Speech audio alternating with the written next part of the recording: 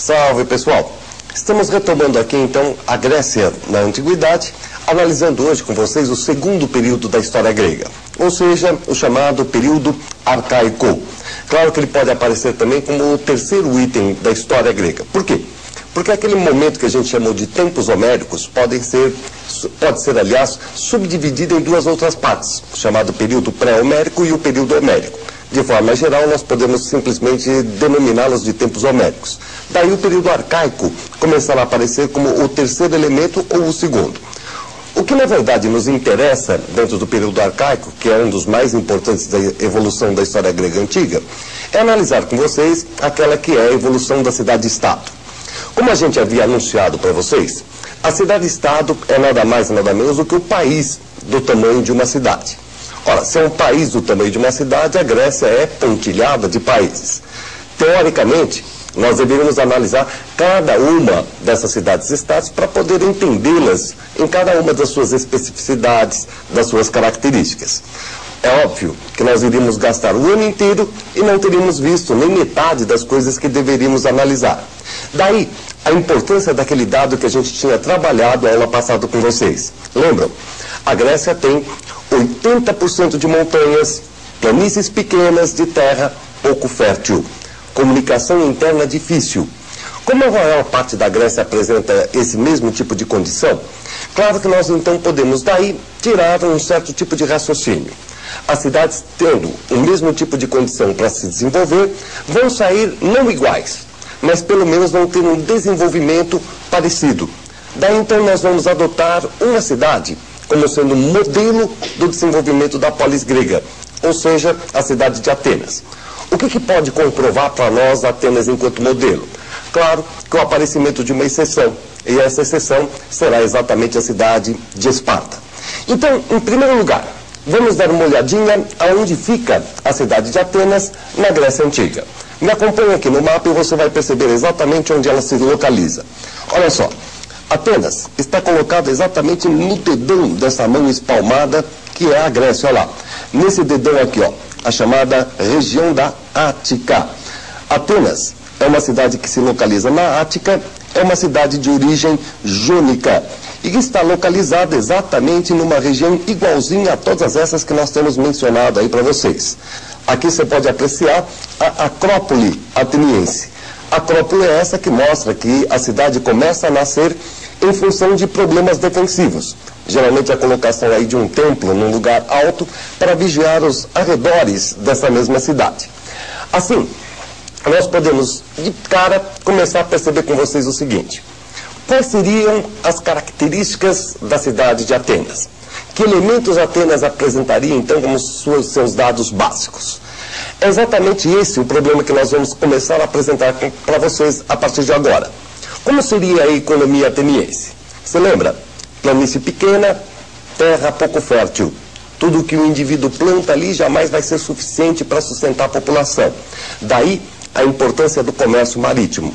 Então Atenas vai apresentar o comércio marítimo como sendo um elemento vital para a sua sobrevivência. Fundamental, inclusive, o porto de Pireu, que é o porto que abastece a cidade de Atenas. Ora, se a economia tem por base o comércio marítimo, nós estamos falando de uma economia móvel, mobiliária, moeda circulando, etc. A sociedade, portanto, vai ter grandes possibilidades de fluidez, de elasticidade. E daí nós mencionarmos uma sociedade dinâmica. Ora, tem um ponto na história que é relativamente fácil de você compreender. Vê se você concorda comigo. Quem tem o poder econômico, geralmente também tem o poder político. Ótimo. Se você concorda com esse tipo de assertiva, pensa no seguinte. Se a economia é monetária, se existe, portanto, uma sociedade elástica com possibilidade de mutação, qual é a forma de governo que viabiliza a sucessão dos grupos economicamente ricos no poder? É essa mesmo que você está pensando, a célebre democracia. A democracia da qual a gente tanto ouve falar e pouco conhece. Vejam bem, a democracia é uma forma de governo que vai viabilizar, portanto, a mudança dos grupos economicamente ricos no poder sem que isso afete a estrutura social, sem que isso afete a estrutura política. Então, olha só, Quais são as principais características da cidade de Atenas? Veja bem, uma economia comercial marítima. Eles não gostam de comércio, mas são obrigados a praticá-lo em função das condições geográficas. A sociedade dinâmica, tá? Sociedade que, portanto, possui uma elasticidade e uma política que vai acabar resultando numa fórmula democrática, numa fórmula de democracia.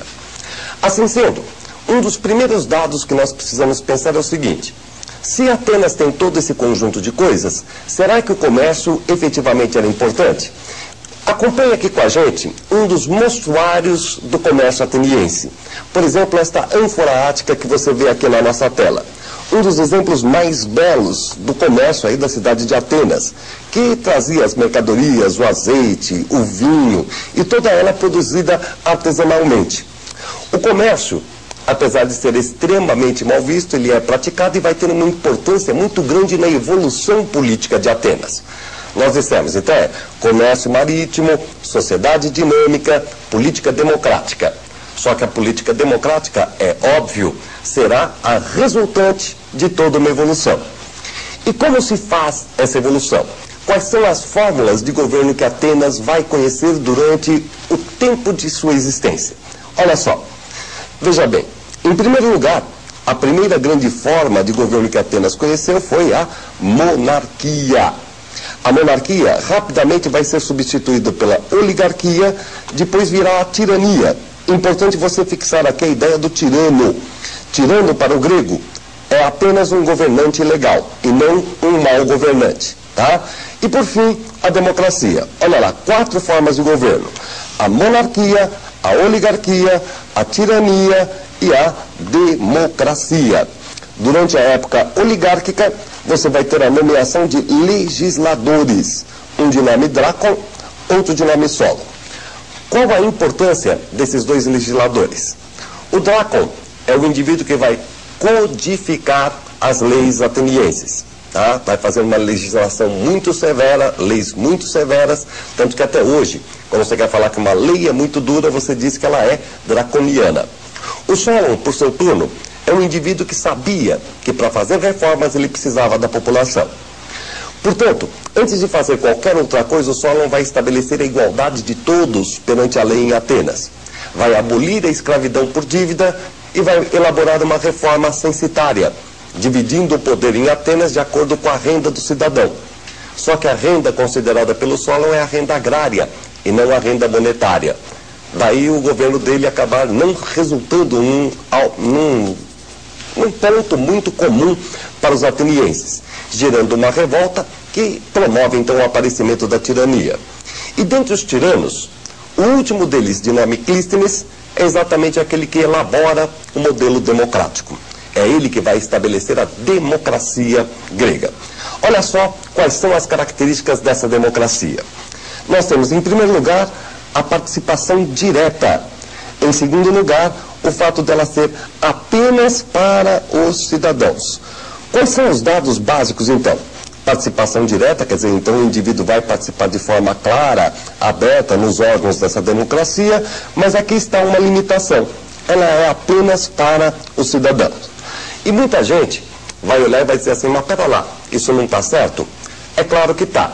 Eu não gostaria, por exemplo, que o Clinton viesse para o Brasil ontem e amanhã já estivesse votando se ele queria parlamentarismo, presidencialismo ou votando mesmo para presidente da República. Mas veja, 10 anos depois o Clinton pode adquirir cidadania brasileira. O resultado disso é que ele pode se transformar num cidadão. Em Atenas, isso era inviável.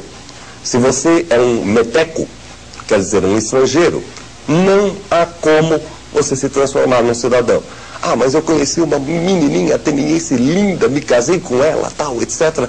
Não adianta nada, o teu filho vai ser estrangeiro, vai ser meteco. Se você é um ateniense e se casa com uma mulher estrangeira, o teu filho também é estrangeiro, o teu filho também é um meteco. Segundo, a mulher em Atenas e a mulher na maior parte das cidades gregas não é considerada um ser pensante.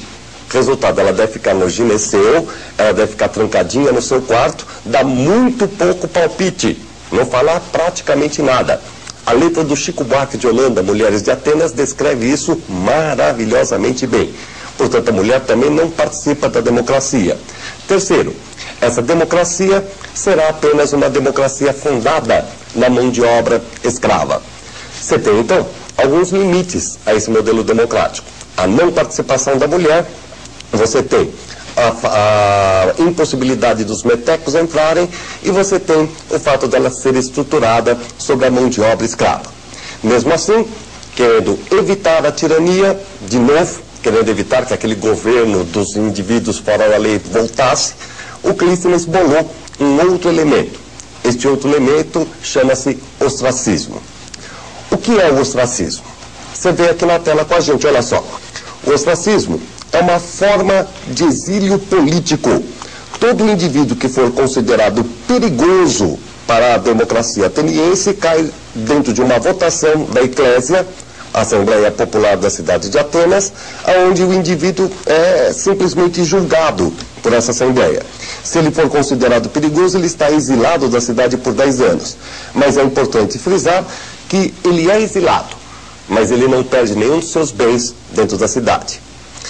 Esse modelo democrático vai ser finalmente aperfeiçoado por um outro indivíduo, esse que nós vemos aqui na nossa tela, chamado Péricles, que vai ser um dos responsáveis pela construção também deste grande monumento artístico chamado Parthenon.